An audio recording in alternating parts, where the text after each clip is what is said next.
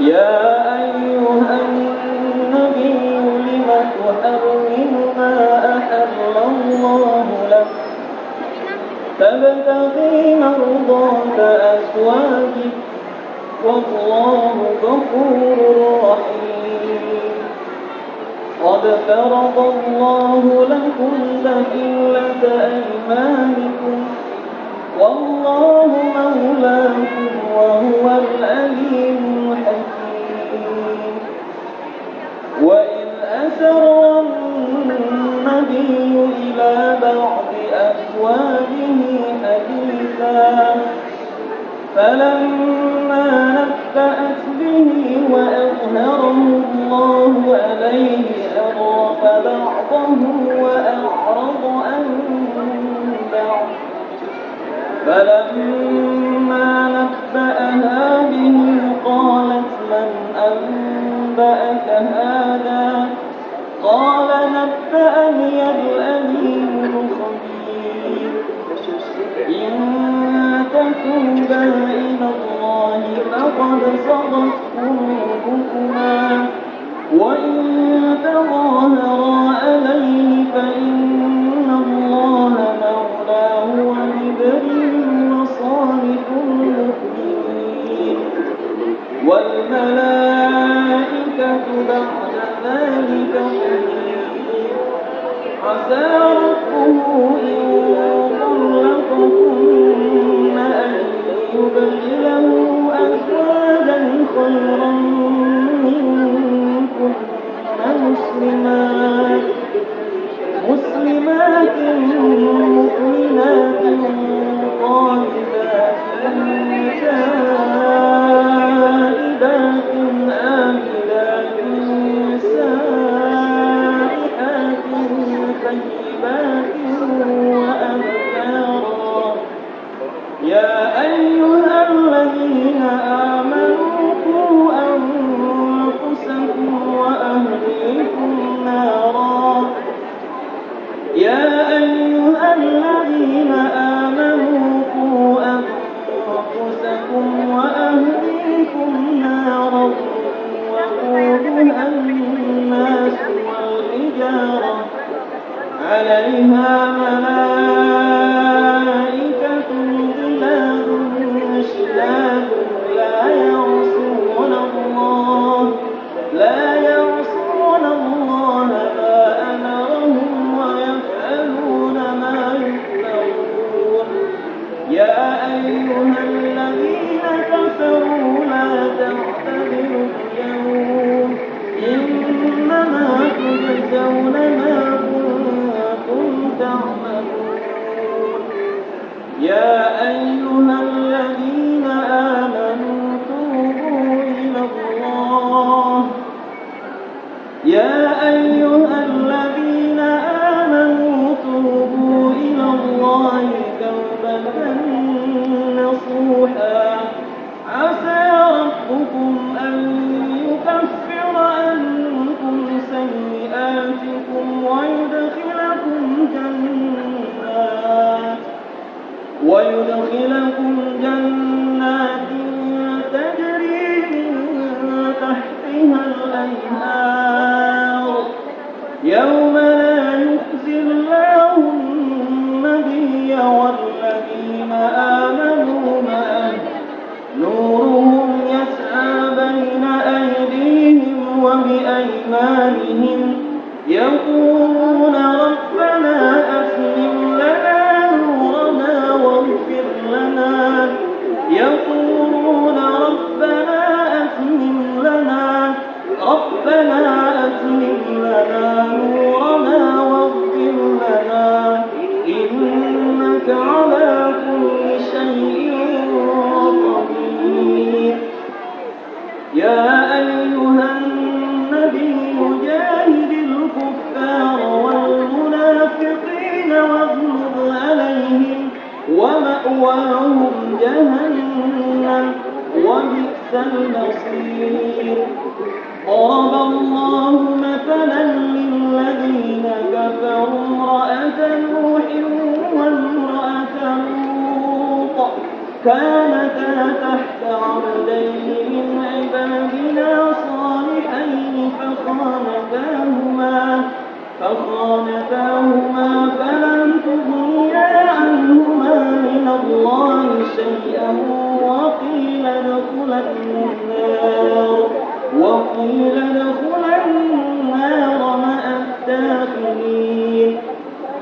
وضرب الله مثلا للذين آمنوا امرأة فرعون إذ قالت رب ابن لي عندك بيتا في الجنة ونجني من فرعون وعمله ونجني من القوم الظالمين.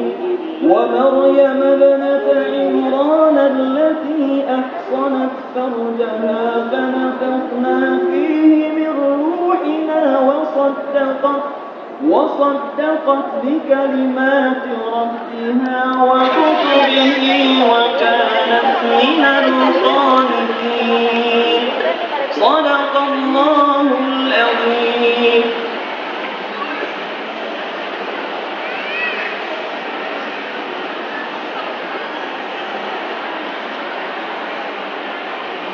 Aku berlindung kepada Allah dari godaan syaitan yang terkutuk. Dengan nama Allah yang Maha Pengasih, Maha Penyayang. Wahai Nabi, mengapa engkau mengharamkan apa yang dihalalkan Allah bagimu? Engkau ingin menyenangkan hati istri-istrimu, dan Allah Maha Pengampun, Maha Penyayang. Sungguh, Allah telah mewajibkan kepadamu membebaskan diri dari sumpahmu, dan Allah adalah pelindungmu, dan Dia Maha Mengetahui, Maha Bijaksana. Dan ingatlah ketika secara rahasia Nabi membicarakan suatu peristiwa kepada salah seorang istrinya, Hafsah. Lalu dia menceritakan peristiwa itu kepada Aisyah, dan Allah memberitahukan peristiwa itu kepadanya, Nabi. Lalu Nabi memberitahukan kepada Hafsah sebagian dan menyembunyikan sebagian yang lain. Maka ketika Nabi memberitahukan pembicaraan itu kepadanya, Hafsah, dia bertanya, siapa yang telah memberitahukan hal ini kepadamu? Nabi menjawab, yang memberitahukan kepadaku adalah Allah yang Maha Mengetahui, Maha Teliti. Jika kamu berdua bertobat kepada Allah, maka sungguh hati kamu berdua telah condong untuk menerima kebenaran. Dan jika kamu berdua saling bantu-membantu menyusahkan Nabi, maka sungguh Allah menjadi pelindungnya, dan juga Jibril dan orang-orang mukmin yang baik. Dan selain itu malaikat-malaikat adalah penolongnya. Jika Nabi menceraikan kamu, boleh jadi Tuhan akan memberi ganti kepadanya dengan istri-istri yang lebih baik dari kamu, perempuan-perempuan yang patuh, yang beriman, yang taat, yang bertobat, yang beribadah, yang berpuasa, yang janda dan yang perawat. Wahai orang-orang yang beriman, peliharalah dirimu dan keluargamu dari api neraka yang bahan bakarnya adalah manusia dan batu. Penjaganya malaikat-malaikat yang kasar dan keras, yang tidak durhaka kepada Allah terhadap apa yang Dia perintahkan kepada mereka, dan selalu mengerjakan apa yang diperintahkan.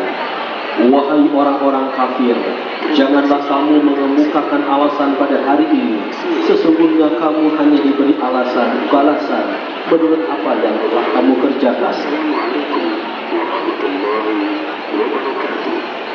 Wahai orang-orang yang beriman, bertobatlah kepada Allah dengan taubat yang semurni-murninya. Mudah-mudahan Tuhan kamu akan menghapus kesalahan-kesalahanmu dan memasukkan kamu ke dalam surga-surga yang mengalir di bawahnya sungai-sungai pada hari ketika Allah tidak mengecewakan Nabi dan orang-orang yang beriman bersama dengannya. Sedang cahaya mereka memancar di hadapan dan di sebelah kanan mereka, sambil mereka berkata, Ya Tuhan kami, sempurnakanlah untuk kami cahaya kami, dan ampunilah kami. Sungguh Engkau Maha Kuasa atas segala sesuatu. Wahai Nabi, perangilah orang-orang kafir dan orang-orang munafik, dan bersikap keraslah terhadap mereka. Tempat mereka adalah neraka jahanam, dan itulah seburuk-buruk tempat kembali. Allah membuat perumpamaan bagi orang-orang kafir, istri Nuh dan istri Lut. Keduanya berada di bawah pengawasan dua orang hamba yang soleh di antara hamba-hamba kami. Lalu kedua istri itu berkhianat kepada kedua suaminya.